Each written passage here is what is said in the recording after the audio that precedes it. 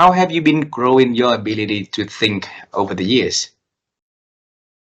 Well, for me, that's a particularly good question because I've studied thinking a lot. I believe that what we think creates what we do, and what we do creates how we feel. Now, sometimes um, feelings can create behavior, but more often than not, positive emotion comes from good behavior.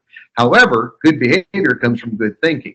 And there's really two kinds of thinking. Critical thinking is trying to find a subjective conclusion. You know, people say, and this is really a misnomer, they'll say, well, my reality is different than your reality. Reality is independent of you or me. My experience, my opinion, my conclusions, my emotions from that reality may well be different. But I don't have my own little universe where gravity doesn't work, I don't need to eat, and I'm 12 feet tall. So somebody once said that critical thinking, or that good thinking, is about the pursuit of reality. It's about getting as much good information as you can to then make an informed decision or take not good action, but the best action. I think a lot of people today let emotions confirm their thinking, rather than thinking inform their conclusions. When we hear something we like or agree with, we tend not to, it's called information bias. If I ride a Suzuki motorcycle, I will notice more Suzuki motorcycles than any other motorcycle. Why? Because I have an information bias, and I could erroneously conclude more people ride Suzuki motorcycles than Honda or Yamaha. I'm making this up. I don't know the numbers. I used to be a motorcyclist.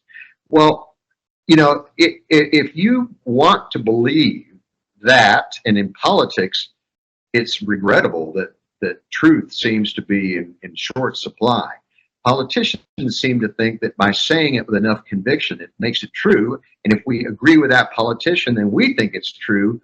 And that, in large part, in my opinion, is how any country, the U.S. or any country, gets into a mess. It begins with bad thinking. And so there's a great book that I've recommended many times. If you want a single book that's pretty comprehensive about better thinking, it's called Super Thinking. You can get it on Amazon, or you probably get it. Super Thinking. And I don't remember, I had to store all my books because we're having some work done in our house. I typically would have it on the shelf on the bookcase behind me, but I don't remember. There's two authors. I believe it's a male and a female author, but it's Super Thinking. And it's not just a book you sit down and read. It's a book that you jump around in and you learn about thinking. By the way, if people are interested, I write about thinking some at my marksanborn.com/articles. So if you search, I've written a lot about thinking mistakes, how to think better. So just go to marksanborn.com/articles, and in the search bar, put in thinking, and I think you'll find some good resources to get started, at least in the pursuit of thinking better.